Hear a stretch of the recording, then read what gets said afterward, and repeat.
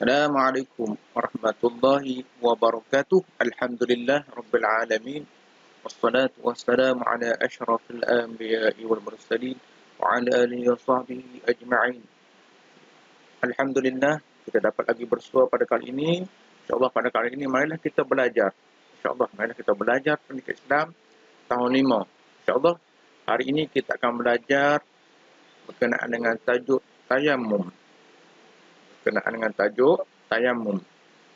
Kita akan belajar insya-Allah pengertian tayamum. Yang pertama pengertian tayamum, yang kedua rukun tayamum, dan yang ketiga syarat sah tayamum. Insya-Allah kita akan sama-sama lihat buku teks pendidikan Islam. Insya-Allah pendidikan Islam tajuk tayamum. Sekejap lagi insya-Allah saya akan bagi tahu muka surat berapa. Kita sama-sama belajar belajar sambil membaca tulisan Jawi.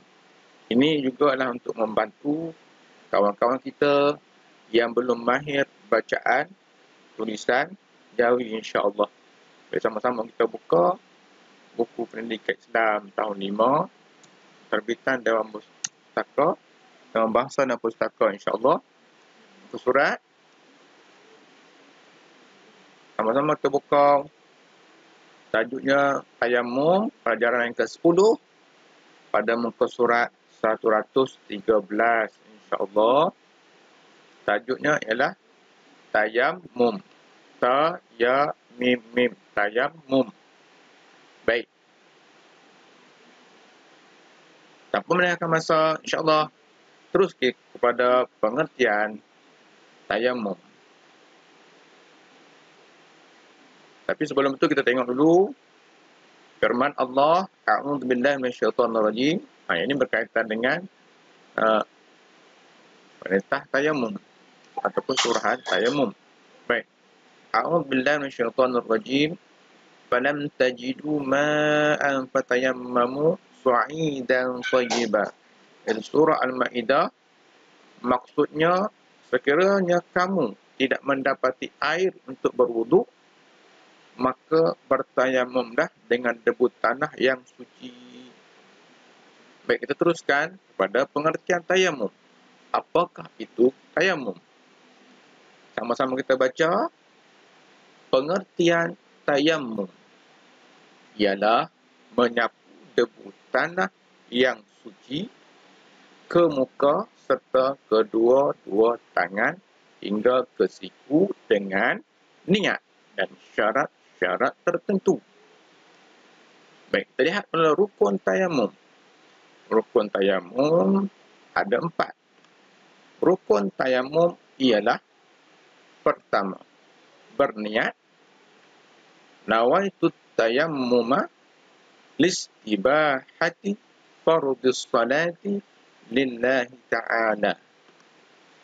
Kita ulang sekali lagi. Nawaitu tayammuma listibahati fardhis salati lillahi ta'ala.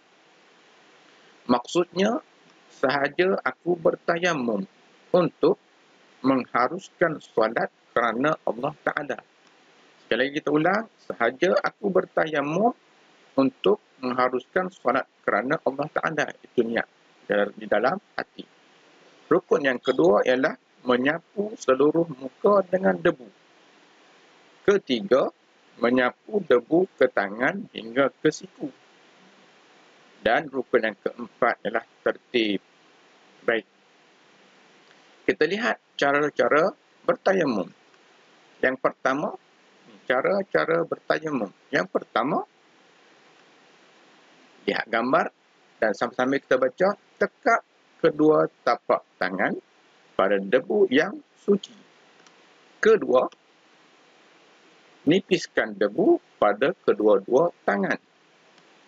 Ketiga, sapukan debu pada muka.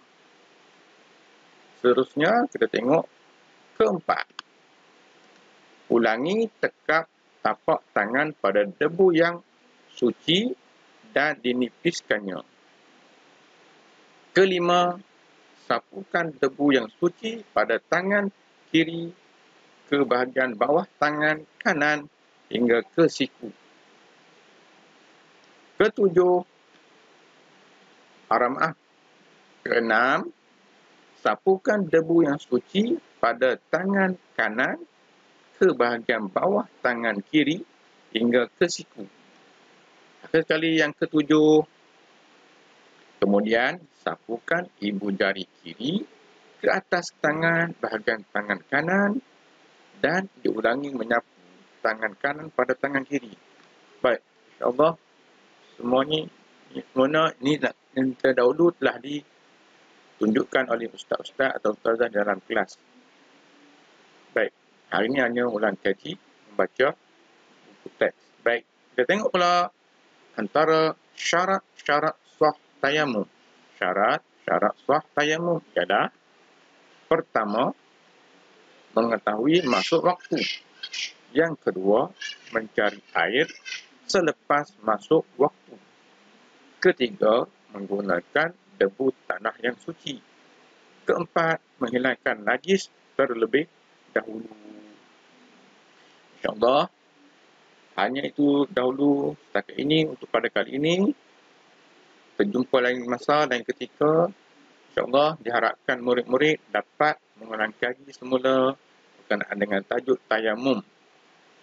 Baik, ingat, ulang kaji semula buku teks Pendidikan Islam, tahun 5, muka surat 113. InsyaAllah, dengan itu, InsyaAllah, belajarlah untuk dapatkan ilmu. Ingat, belajarlah untuk dapatkan ilmu. InsyaAllah, kita jumpa lagi dalam masa lain ketika. InsyaAllah, ila liqa. Wassalamualaikum warahmatullahi wabarakatuh.